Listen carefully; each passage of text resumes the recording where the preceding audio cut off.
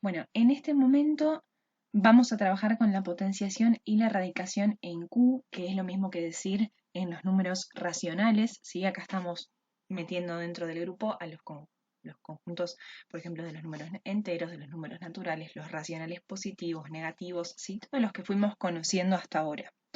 Va a ser fundamental que tengamos presente la regla de signos, ¿sí? En los ejemplos mismos vamos a ir recordando lo que para mí es más importante a la hora de resolver este tipo de operaciones que podemos llegar a encontrar más adelante en un cálculo combinado también. Bueno, primer cuenta es menos un quinto al cuadrado. Tenemos que ver que estamos elevando a la 2, que es un exponente par, a un número que es negativo, ¿sí? A esta fracción es negativa. Por lo tanto, nuestro resultado va a quedar positivo. Lo primero que hicimos fue aplicar la regla de signos. Ahora recién nos vamos a concentrar en resolver la potencia propiamente dicha. ¿Cómo era que se resolvía una potencia? Es muy sencillo. Hacemos la potencia del numerador y por otro lado la del denominador. Es como si yo distribuyera la potencia para cada uno de estos dos números. Entonces, 1 al cuadrado, 1, y 5 al cuadrado, 25. Esto me da 1 sobre 25 positivo, ¿no? Vamos a ver lo que pasa en el segundo ejemplo, donde yo tengo una fracción negativa, pero elevada al cubo, a la 3, que es un exponente impar. Cuando nos pasaba eso, nuestro resultado nos quedaba negativo, ¿sí? Y una vez que aplicamos la regla de signos, como bien dije anteriormente, vamos a resolver las potencias por separado para el numerador y para el denominador. 2 al cubo es lo mismo que decir 2 por 2 por 2, 8, ¿sí? Y 3 al cubo es lo mismo que 3 por 3 por 3, es decir, 27. El resultado de esta potencia es menos 8,27 avos. Otra de las cosas importantísimas que estuvimos trabajando en clase es qué pasa, que esto sí es la parte nueva, cuando nuestro exponente es un número negativo. Hasta ahora nosotros habíamos conocido siempre exponentes positivos, pero cuando es negativo, ¿qué hacíamos? Era un método muy sencillo que lo tenemos que recordar y consiste en invertir la fracción. ¿Para qué? Para ese exponente que era negativo transformarlo en positivo. Por ejemplo, en menos 4 elevado a la menos 1 yo voy a tratar de lograr que no me quede a la menos 1, que me quede a la 1. ¿Sí? Que sea positivo este número de acá arriba porque de esa manera yo puedo resolver fácilmente la potencia. ¿Y qué voy a hacer después? Bueno, voy a invertir la fracción. ¿De qué forma? Voy a pasar el que estaba en el numerador hacia el denominador y viceversa. El signo lo vamos a mantener. Bien, el 4, que está en la parte de arriba, va a pasar abajo. Y la pregunta es, si el 4 queda abajo, entonces, ¿quién estaba abajo del 4 y va a pasar ahora a la parte de arriba? Es el 1.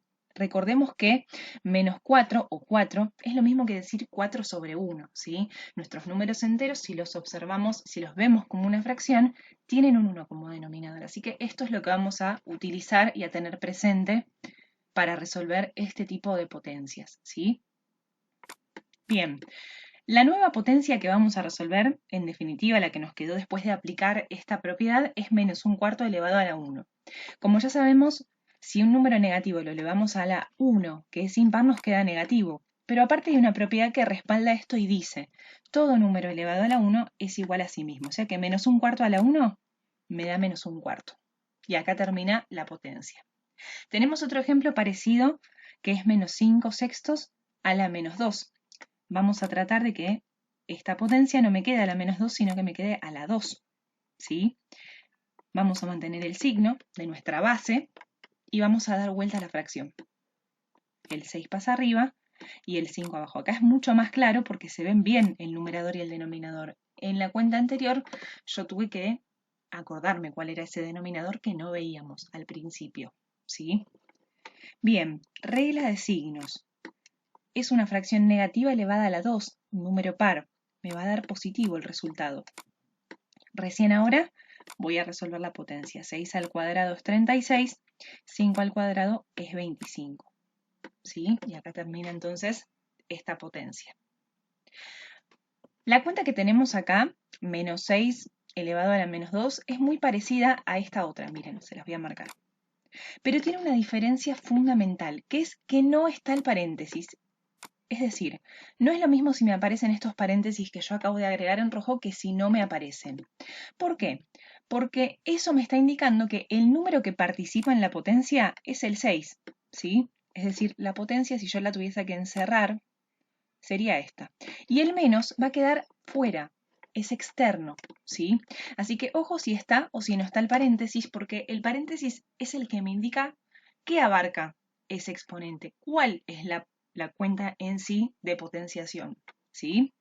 Miren, el menos, como dije, va a pasar adelante de todo, digamos, porque no va a participar de esta potenciación. Y ahora la que voy a resolver sí es esta, como les dije. 6 a la menos 2, ¿sí? 6 a la menos 2, nosotros sabemos que vamos a tener que aplicar la propiedad que yo recién les contaba, dando vuelta a este número.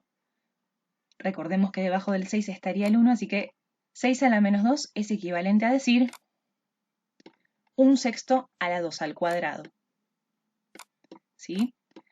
Fíjense cómo el menos está fuera de la potencia, eso lo quiero remarcar muchísimo. Y ahora vamos a resolver esta potencia, que es muy fácil. 1 al cuadrado es 1, 6 al cuadrado es 36.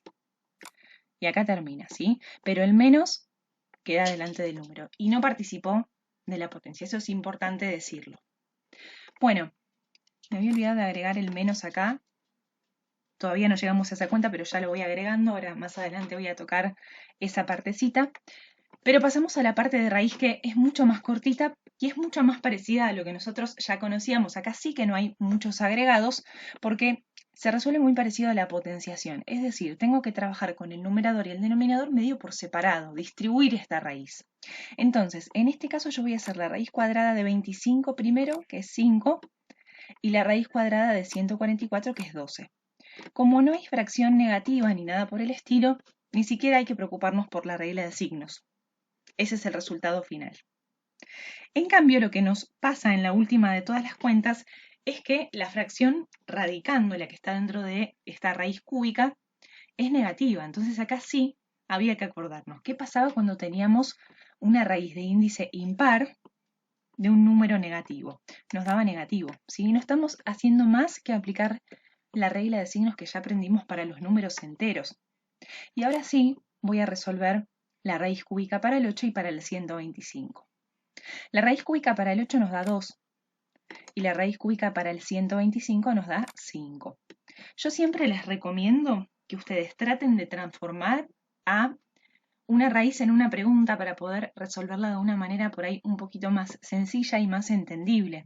Cuando yo estoy haciendo la raíz cúbica de 8, en el fondo estoy preguntando cuál es el número que al cubo me da 8.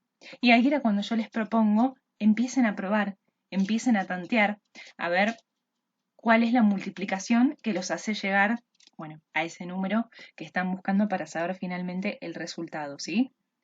Bien, entonces esta cuenta nos dio menos 2/5 y acá terminan los ejemplos que yo les quería mostrar de repaso sobre potencia y raíz para números racionales.